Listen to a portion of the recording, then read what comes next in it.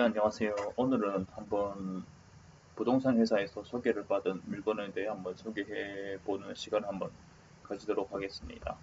네, 이게 따끈따끈한 물건인데 어제였나 엊그제였나 제 아는 부동산 그 직원한테 약간 라인으로 받은 자료인데요. 이게 자료인데요. 이게 저는 평소에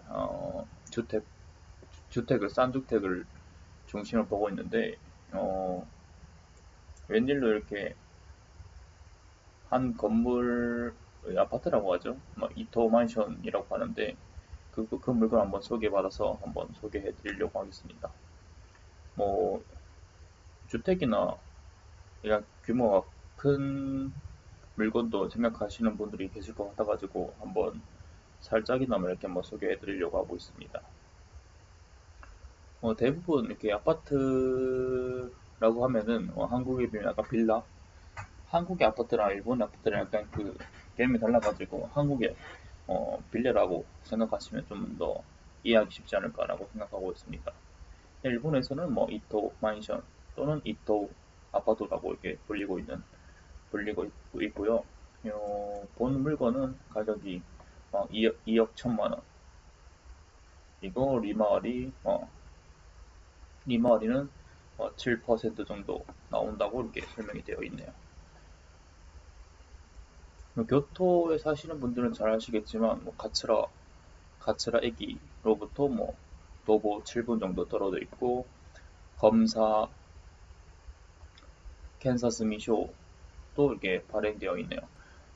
검사증이라고 하는데 보통 그 건물을 지을 때 처음에 계획書, 뭐 건물 건축 계획서랑 계획서 토대로 다 짓고 나서 다시 진짜 그 계획서대로 지어져 있나 아니나를 한번 그 검사하는 과정을 거치는데 보통 그 검사를 거치는 것도 약간 돈이 좀 많이 발생해서 옛날 같은 경우는 그 캔사스 미시오마데와까지는 이렇게 발행 안 했는데 요즘엔 다 끝까지 다 발행하는 경향이 좀 있더라고요.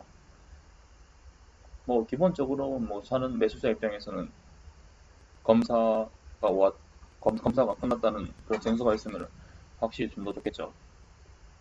뭐 캔사스 미시오가 있고 어, 이 물건 같은 경우는 원룸 4개의 방이 이렇게 딸려있는 그런 물건이네요.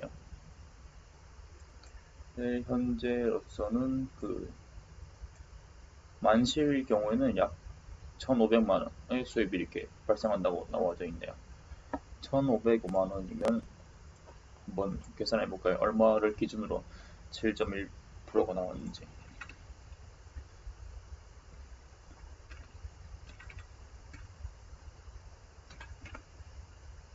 일단 한,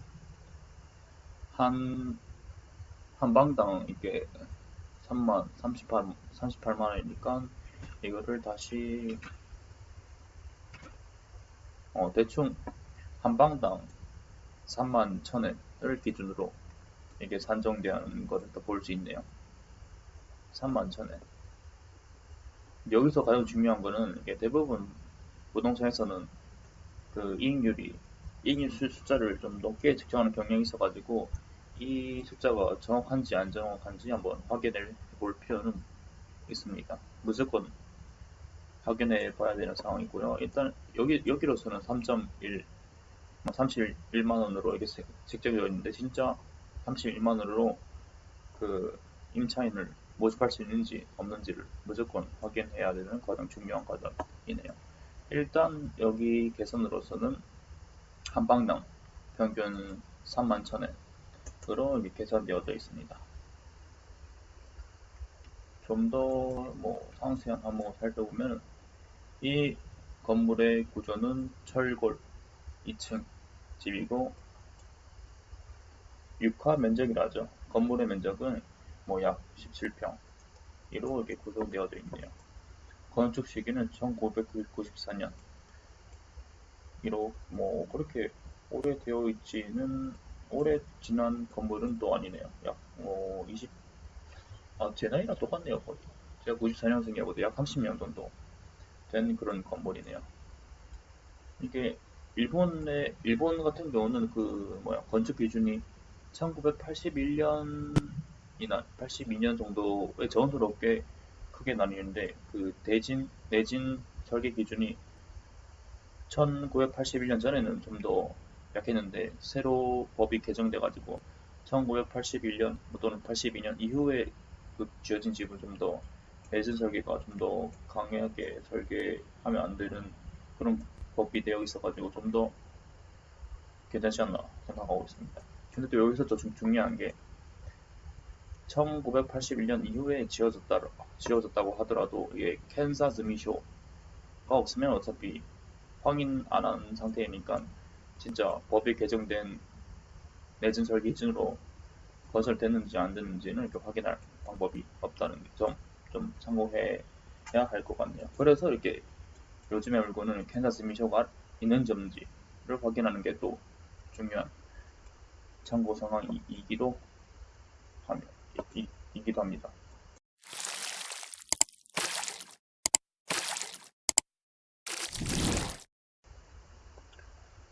네,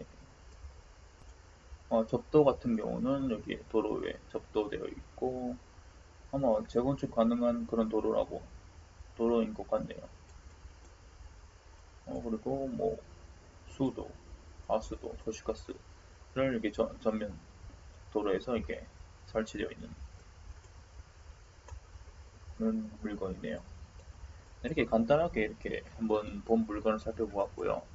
여기서 또 중요한 게 이렇게 다세대, 뭐 빌라, 다세대 이런 아파트 같은 경우는 현재 입주한 사람이 있는 경우는 그 입주한 사람이 얼마를 지불하고 이렇게 살고 있는지를 알아볼 수 있어요. 무조건 그 자료를 요청해야 하는데 그게 뭐냐고 하면은 이렇게 렌터루라고 하죠. 렌터루, 렌터루라고 이렇게 합니다. 렌터루라는 그냥 자료를 보시면 총 4개의 방이 있습니다. 101호에는 월세 27,000원에 공열비 3,000원으로 해서 합계 3만원으로 이렇게 지불해서 살고 있네요. 102호 같은 경우도 같은 금액으로 3만원, 201호 같은 경우는 좀 더 월세가 비싸서 이거는 지금 현재 공실이네요. 그래서 35,000원으로 했는데 지금 공실이요. 그리고 202호 같은 경우는 1층보다 살짝 더 비싼 32,000원으로 지금 현재 살고 있는 거를 알아볼 수가 있습니다.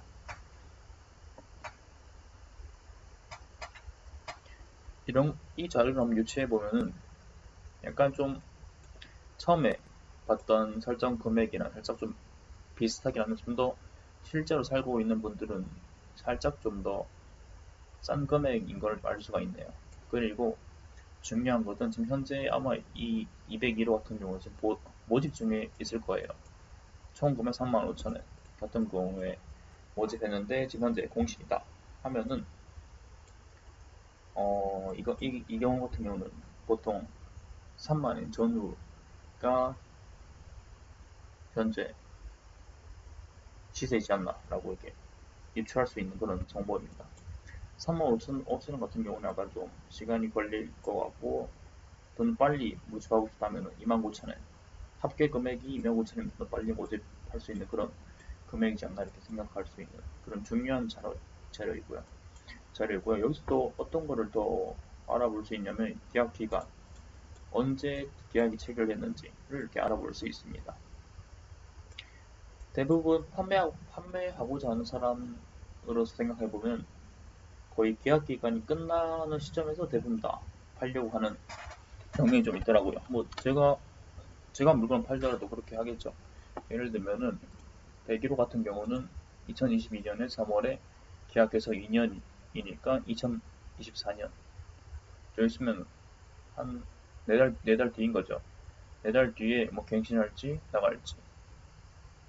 2023년 같은 경우는 이번 년에 계약했는데 여기 보시면은 202호 같은 경우는 현재 4년 차여가지고 거의 다음 달에 갱신을 할지 나갈지 그렇게 구성되어 있는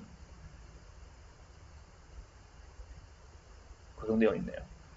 그래서 최대한 리스크를 생각하면은 101호, 200, 202호 같은 경우는 거의 퇴실을 할지 계약 기간을 연장할지 거의 임박해 있는 수준이어가지고 뭐 연장하면 좋겠지만 이분들이 나간다면 다시 모집을 해야 하는 상황이어가지고 꽤나 리스크가 없지는 않은 그런 물건인 것 같네요. 네, 그리고 여기서 이분들이 보증회사를 끼고 살고 있는지 아니면 안 끼고 살고 있는지 그렇게 알 수 있는 그런 항목이 있습니다. 이분 같은 경우는 뭐 법인 계약으로 이렇게 살고 계시네요. 네, 그래서 이 렌터럴의 렌터럴에 적힌 가격을 바탕으로 한번 시뮬레이션을 한번 해보겠습니다. 뭐 본인이 2억 현금 다 가지고 있다면 뭐 상관이 없는데 대부분의 사람들은 보통 론을 론을 이용하겠죠. 그래서 대충 한번 써봤습니다. 모든 게 이 부분이 물건의 가격, 뭐 장기 고정금리, 네, 30년, 네, 금리는 2.1%. 현재 일본의 금리는 뭐 0.5%인데 저도 약간 이 부분에 대해 잘 정확히 알지 못해서 뭐 정확히 몇 퍼센트인지 모르겠는데 대부분 부동산 임대업으로는 한 2%에서 3%? 뭐 은행마다 다르겠지만 대충 비싸야 한 3.5%인 걸로 이렇게 좀 시세가 이렇게 정해져 있는 것 같더라고요. 이게 정확한 정보가 아니어서 어떻게 말할 수는 없는데 지금 현재로서는 2.1%로 한번 계산해 보았습니다. 네, 2억 1천만 원의 2.1% 같은 경우는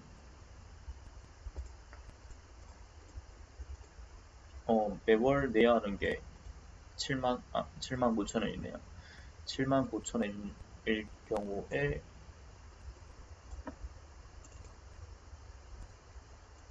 7만 9천 원 같은 경우는 적어도 방 3개가 들어와 있으면은 뭐 만엔, 11,000원 정도의 이익을 거둘 수 있고 뭐 전부 만실이다 하면은 4만엔 정도가 이렇게 월 남는 장사가 되는 그런 구조네요. 4만엔으로 4만엔이면은 뭐 1년에 48만엔 정도 남는 그런 투자가 되겠네요.